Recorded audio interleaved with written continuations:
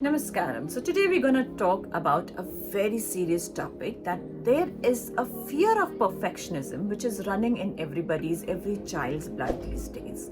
From where this fear of perfectionism has come into scene? कहाँ से आया है ये fear of perfectionism और क्या है ये fear of perfectionism? So let us understand with the means of a story कि what is perfectionism, होता क्या है. आज मेरी समझ से जो परफेक्ट है वो आपकी तरफ से इम्परफेक्ट हो सकता है, और जो आपकी तरफ से परफेक्ट है वो मेरी तरफ से इम्परफेक्ट होता है. तो ये हमारा development of the idea of perfectionism is very individual, वो सबका अलग अलग होता है. तो ये कॉन्सेप्ट बच्चे को समझाना बहुत जरूरी है कि परफेक्शनिज्म जो है कोई स्टैंडर्ड नहीं है, बट इनफैक्ट सबने जो अपनी समझ बनाई है, आज मैंने जो अपनी समझ बनाई है, वो जो मैंने अपने बचपन से चीजों को देखा है, समझा है, उसके अकॉर्डिंगली है. That is my data bank of my memory bank which is giving me the idea that this is perfect and this is imperfect. Similarly, your memory bank was giving you an idea of what is perfect and imperfect. So we need to explain this point to the child, that the complete idea of the perfection is not a standard idea which is applicable on everything.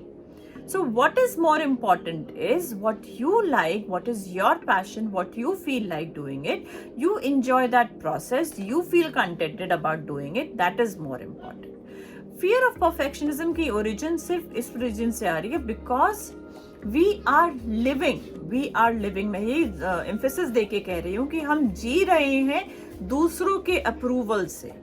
जब हम दूसरों के approval पे जी रहे हैं तो हमारा सारा काम करने का डायरेक्शन ही बदल जाता है. इन कंसर्न कि जो भी हम कर रहे हैं सोच के कर रहे हैं कि मेरी मदर को अच्छा लगना चाहिए या मेरी टीचर को अच्छा लगना चाहिए, तो मुझे उससे अप्रिशिएशन मिलेगी तो मैं उससे आगे बढ़ूंगा.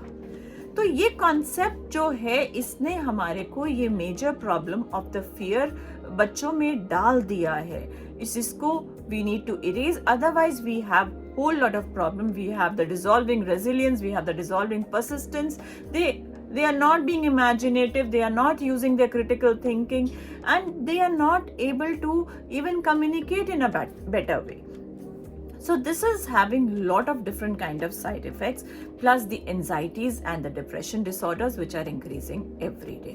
So this is a very red alarming situation for us, that we have to change the definition of perfectionism for our children. We need to guide them, we need to tell them that whatever you do is for yourself. अगर आपको उसको करने से खुशी मिल रही है तो आप करिए. बहुत से टाइम पे ऐसा भी होगा, आप बच्चे से बात करेंगे और उसको बोलेंगे कि आपको कैसा लग रहा है, तो वो कहेगा हाँ ठीक है.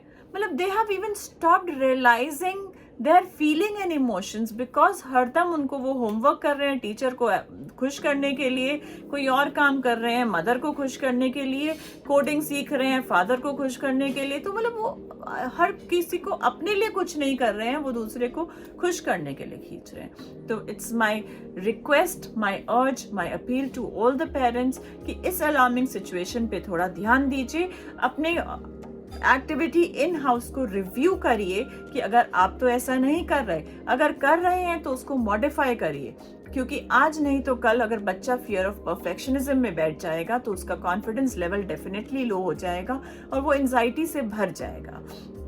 हमको वो एंजाइटी बच्चों में नहीं डालनी है, वो परफॉर्मेंस हमें नहीं डालनी है. हमें बच्चों को ऐसा बनाना है कि उनको सारी कोपिंग स्किल्स आ जाएं, क्योंकि आगे के जो चैलेंजेस हैं लाइफ में वो आराम से उसको डील कर पाएं. आज की सिचुएशन में हम चैलेंजेस को कम नहीं कर सकते अपने बच्चों को, बट उनको तैयार ऐसे कर सकते हैं कि उनमें क्षमता ऐसी क्रिएट कर सकते हैं कि वो आगे जाके उनको डील कर सकें और हैप्पीली अपनी लाइफ को सक्सेसफुल लाइफ लीड कर सकें. एंड दिस इज, मैं आपको एक छोटी सी स्टैटिस्टिक्स भी यहाँ पर शेयर करूंगी. जरूरी नहीं है कि मैं जब सक्सेसफुल कहती हूँ तो मॉनेटरी टर्म्स में कहती हूँ, बट इन फैक्ट आज के टाइम में if you talk of all the leaders, you talk of Jeff Bezos, you talk of Ursula Burns, you talk of any successful leaders, they have talked about emotional intelligence. अगर आपको वो क्षमता आती है, अगर आप में वो एबिलिटी है अपने इमोशंस और फीलिंग्स को मापने की और उनको मैनेज करने की, तो आपका एकेडमिक परफॉर्मेंस तो एक आउटपुट हो जाएगा. आप अपनी परफॉर्मेंस कहीं पे भी इंक्रीज कर पाएंगे और इस फियर ऑफ परफेक्शनिज्म से तो डेफिनेटली आपकी डायरेक्शन टर्न हो जाएगी. So we need to help our children understand it, and the easiest way to make the children understand it is through arts. I always say, being a mindful expressive artist, I always say the easiest way to communicate to a child is through this art form. We use a strategy which is called as EEA strategy, which is you experiment, you experience, and then you accept and adapt in your lifestyle. Don't go by my words.